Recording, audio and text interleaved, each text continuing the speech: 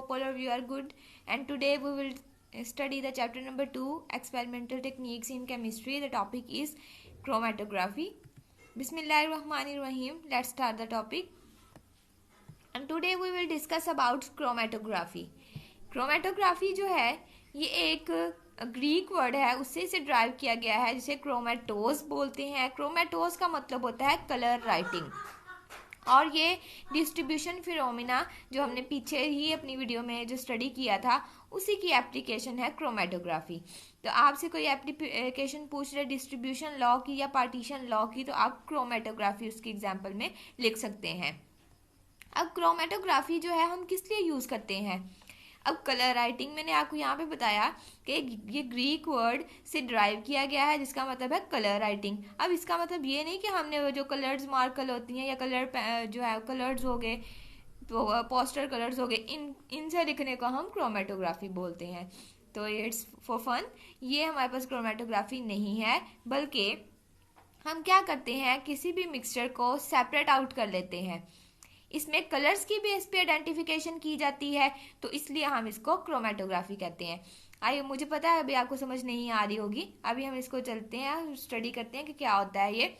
इसमें हम क्या करते हैं कि जैसे आपके पास ना 3 अमाइनो एसिड्स हैं. चले, अमाइनो एसिड जो है वो मुश्किल एग्जाम्पल हो गई. आपके पास ना 3 इंक्स थी, ब्लू कलर की, रेड कलर की और ग्रीन कलर की. आपने इनको मिक्स कर दिया.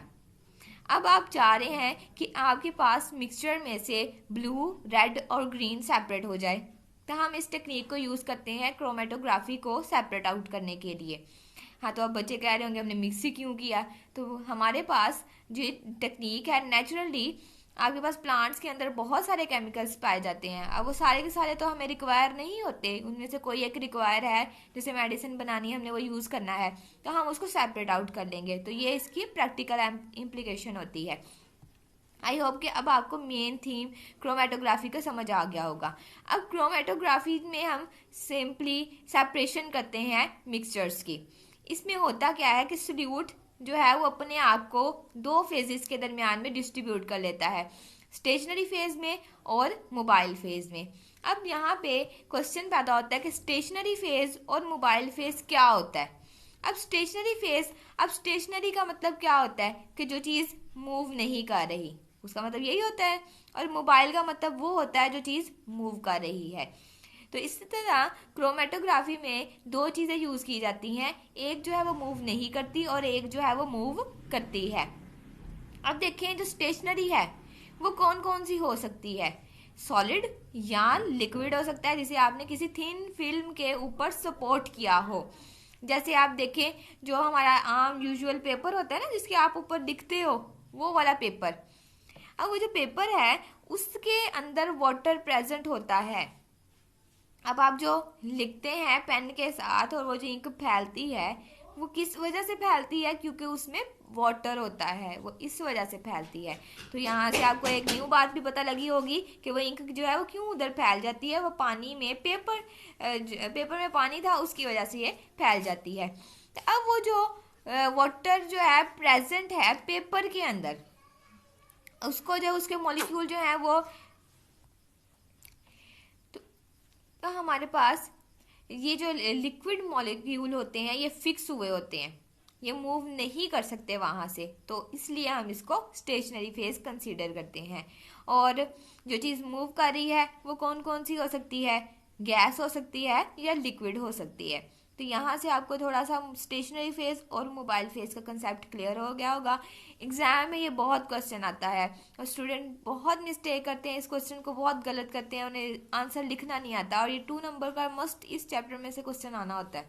तो मैं आपको यहाँ पे जो है डिफरेंस शो कर रही हूँ, आपने इसको अच्छे से नोट कर लेना है. ठीक है, मेरी वीडियो यहाँ पे पॉज कर लेनी है और इसको नोट डाउन कर लेना है. अपनी बुक में छोटा सा पेज लें और उसके ऊपर इसे राइट करें और बुक में आपने पेस्ट कर लेना है इसे, ताकि आप जब पढ़ें तो आपको वहीं से ये मिल जाए. Okay, noted. अब हम सबसे पहले देखेंगे मोबाइल फेज और स्टेशनरी फेज. मोबाइल फेज क्या होता है, द लिक्विड और gas which flows through a chromatography system moving the material to be separated at different rate over the stationary phase. अब हमारे पास क्या लिक्विड होता है या गैस होता है जो कि क्रोमेटोग्राफी के सिस्टम के अंदर हम रन करते हैं, और ये स्टेशनरी फेस के ऊपर पास आउट होता है। ठीक है, अभी मैं आपको एक इसकी पिक्चर दिखा दूं ताकि आपके अंदर कंसेप्ट क्लियर होना स्टार्ट हो जाए। ये देखें, ये आपको डायग्राम शो हो रही है। ये हमने एक पेपर लगाया है, ठीक है, इसके अंदर जो स्पॉट्स नजर आ रही हैं ये फिल्टर पेपर है। अब ये जो फिल्टर पेपर है इसके अंदर वाटर प्रेजेंट है, तो वो हमारी स्टेशनरी फेज है। और ये नीचे जो आपको वाटर नजर आ रहा है ये सॉल्वेंट है, वाटर नहीं है, हमने मिक्स किया होता है डिफरेंट केमिकल्स को। तो ये हमारे पास है मोबाइल फेज। अब हम देखते हैं इस तरफ कि नेक्स्ट पॉइंट क्या है। द सॉलिड और a liquid phase of the chromatography system on which the material are to be separated और सिलेक्टली एब्जॉर्ब्ड। अब स्टेशनरी फेस क्या होता है कि ऐसा मटेरियल सॉलिड या लिक्विड जिसके ऊपर दूसरा मटेरियल बाइंड हो जाता है यानी कि एब्जॉर्ब्ड हो जाता है, और इसको हम सेपरेट आउट करते हैं। The solvent moving through the column, ठीक है, वो भी मोबाइल फेज में आता है। अभी कॉलम में मैं एक्सप्लेन करूंगी। The substance which stay fixed inside the column, कि जो फिक्स रहता है उसे हम स्टेशनरी बोलते हैं, जो मूव करता है उसे हम मोबाइल बोलते हैं। कैन बी आइदर लिक्विड और अ गैस, ये लिक्विड और गैस हो सकती हैं, और ये सॉलिड और लिक्विड हो सकते हैं। Component of the mixture with similar property to mobile phase elute earlier. और वो कहते हैं जिसको आप अलहदा करना चाह रहे हैं उसकी अगर एफिनिटी मोबाइल फेस के साथ ज़्यादा है तो वो जल्दी अलहदा हो जाएगा, और अगर उसकी एफिनिटी स्टेशनरी फेस के साथ ज़्यादा है तो वो बाद में एल्यूट होगा। एल्यूट का मतलब होता है अलहदा हो जाना। A non polar solvent such as hexane is used in a normal phase while a polar solvent such as methanol is used in a reverse phase HPLC। ठीक है, ये आपका कंसर्न नहीं है, ये आप शायद पॉइंट्स कीप भी कर सकते हैं, ये हायर लेवल में हम जाकर करवाते हैं ये वाला पॉइंट। इसमें वैसे देख लें कि अगर नॉन पोलर आपके पास हो सेपरेशन जिसकी करनी है तो हम उसके लिए हेक्सेन यूज करते हैं, और अगर आपने पोलर करना है तो हम मेथनॉल सॉल्वेंट यूज कर लेते हैं। Polar stationary phase is used in a forward phase chromatography while non polar stationary phase is used in a reverse phase. अब इसकी जो 4 टाइप्स हो सकती हैं, मोबाइल की भी आगे टाइप्स होंगी ना, वो कौन कौन सी हो सकती हैं, लिक्विड या फिर गैस हो सकती है। और इसमें अगर हम स्टेशनरी फेज में देखें तो यहाँ हमारे पास क्या हो सकती है, कॉलम या प्लेनर क्रोमेटोग्राफी इसकी एग्जांपल्स में आती हैं। तो चलिए हम देख लेते हैं आपके के क्या होता है, डिस्ट्रीब्यूशन कोएफिशिएंट के। इससे अब क्या करते हैं कि कंपोनेंट बताते हैं कि उसकी एफिनिटी मोबाइल फेस के साथ ज़्यादा है कि स्टेशनरी फेस के साथ ज़्यादा है। देखिए, concentration of component in mobile phase and concentration of the component in the stationary phase, वो क्या कहलाता है, डिस्ट्रीब्यूशन कोएफिशिएंट के। तो अब देखें कि अगर आपके पास किसी आपका जो मटेरियल था उसको सेपरेट कर रहे थे, उसकी मोबाइल के साथ एफिनिटी ज़्यादा है, तो क्या होगा, आपके पास चीज ज्यादा होगा तो के की वैल्यू भी ज्यादा होगी। अगर स्टेशनरी फेस के साथ उसकी एफिनिटी ज्यादा है तो के का आंसर क्या आएगा, कम आएगा। यहाँ से एमसीक्यूज और लॉजिकल क्वेश्चन मस्ट बनता है, तो आप यहाँ से एक बार इसको अच्छी तरह से ये लर्न कर लें और आपको कभी इसका एमसीक्यूज लर्न नहीं होगा। लेकिन the component of the mixture with small value of K mostly remain in stationary phase. अब देखें कितना इजी बात है, यहाँ पे अगर के की वैल्यू आपके पास कम आ रही है इसका मतलब यही है ना कि डिवाइड करने वाली वैल्यू ज्यादा है। इट मीन्स दैट कि कंपोनेंट स्टेशनरी फेज में ज्यादा है।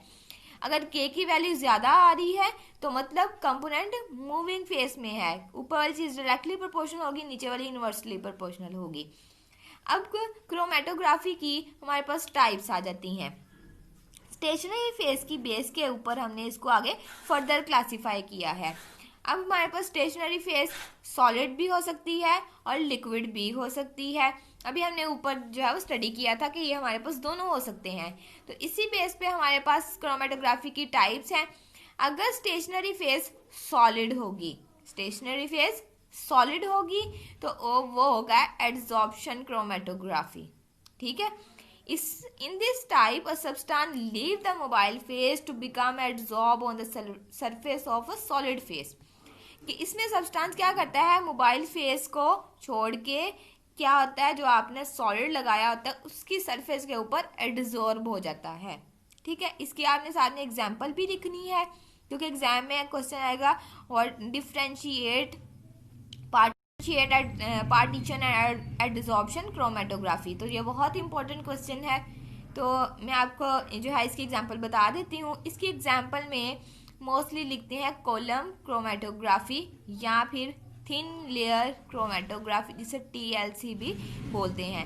आपने ये एग्जांपल इधर ही अपनी इधर बुक में स्पेस है ना, यहाँ पे आपने नोट डाउन कर लेनी है ताकि आपके नेक्स्ट फ्यूचर में प्रॉब्लम ना हो। यहाँ पे हम देखते हैं कि ये थिन लेयर होता क्या है। क्रोमेटोग्राफी जो मैंने आपको एग्जांपल बता दी एडजॉर्प्शन क्रोमेटोग्राफी की, तो ये क्या है चीज़ है।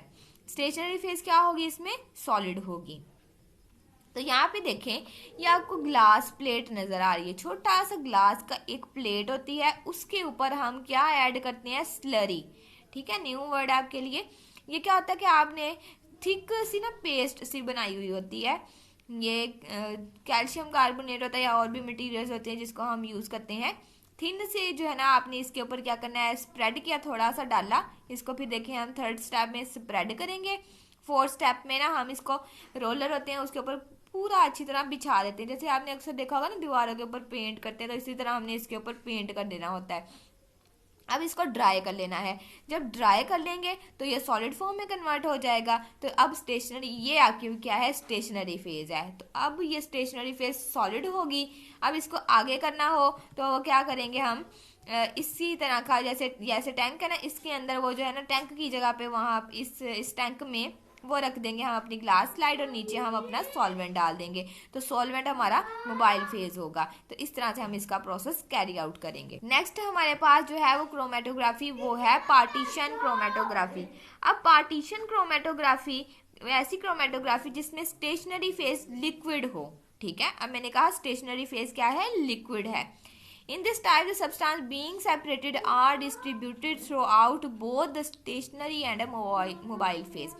जिस सब्सटेंस को आपने सेपरेट करना है वो अपने आप को स्टेशनरी मोबाइल फेज दोनों में डिस्ट्रीब्यूट करता है। इसकी एग्जांपल है पेपर क्रोमेटोग्राफी। तो जो हमने कल अपनी नेक्स्ट वीडियो में डिटेल से जो है स्टडी करेंगे। मैं आपको यहाँ पे पेपर क्रोमेटोग्राफी भी दिखा दूँ। ये जो पेपर है, पेपर के अंदर जो वाटर है वो स्टेशनरी फेज है। अब स्टेशनरी फेज क्या है, लिक्विड है। और मोबाइल फेज भी क्या है, लिक्विड है।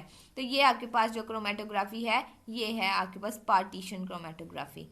तो आई होप आपको जो है वो आज का जो है वो लेक्चर समझ आ गया होगा। पीछे हाँ जी एक टॉपिक बात रह गई, कॉलम क्रोमेटोग्राफी की। अब कॉलम क्रोमेटोग्राफी भी एडजॉर्प्शन की एग्जाम्पल में आती है। इसमें क्या होता है, एक लंबा सा कॉलम, ये कॉलम कहलाता है। इसके अंदर हमने क्या करना होता है, कोई सॉलिड मटेरियल फिल कर देना है। ठीक है, स्टेशनरी फेज सॉलिड हो गई। अब हमने क्या किया, ये ऊपर से कलर्स सब्सटेंस नजर आ रहे हैं, हमने मोबाइल फेज के अंदर, सॉरी मोबाइल फेज नहीं, अभी जो सब्सटेंस आपने सेपरेट करने हैं, जैसे कि मैंने ग्रीन और ब्लू कलर्स को सेपरेट करना है वो डाल दूंगी। ऊपर से मैं अपना क्या डाल दूंगी, सॉल्वेंट डाल दूंगी, यानी कि पानी ऊपर से डाल दूंगी। ये क्या करेगा, जिसके साथ इसकी एफिनिटी ज्यादा होगी, अगर देखें स्टेशनरी वाले के साथ इसकी एफिनिटी ज्यादा है तो ये सुस्त होगा, भाई चलेगा ही नहीं आगे। अगर मोबाइल के साथ ज्यादा है तो मोबाइल खुद स्पीड में है, वो क्या करेगा, इन पार्टिकल्स को भी अपने साथ ले जाएगा। इस तरह से सेपरेशन हो जाएगी। तो इसमें हमने क्या करना है, यहाँ पे आप देखें कि ये पास आउट हो रहे हैं और ये अलहदा हो जाएंगे। फिर हम यहाँ से वो स्टॉपर होता है, इसको आगे मैं दिखाती हूँ। यहाँ पे ये स्टॉपर होता है, इसको हम घुमाते हैं, खोलते हैं, लेयर सेपरेट होगी, ये एंड पे आ गई। फिर हम इस एक लेयर को निकाल लेंगे। फिर इतना जो पानी होता है यहाँ पे, जो यानी कि सॉल्वेंट वगैरह होता है, उसको हम सेपरेट सॉलिड होता है वो अलहदा कर देंगे। फिर ये वाली लेयर हमारे पास आ जाएगी, फिर इसको अलहदा कर लेंगे। इस तरह आप सेपरेशन डिफरेंट कंपोनेंट्स की कर सकते हैं। तो आई होप आज का लेक्चर आपको समझ आ गया होगा। Thank you so much, take care, अल्लाह हाफिज़।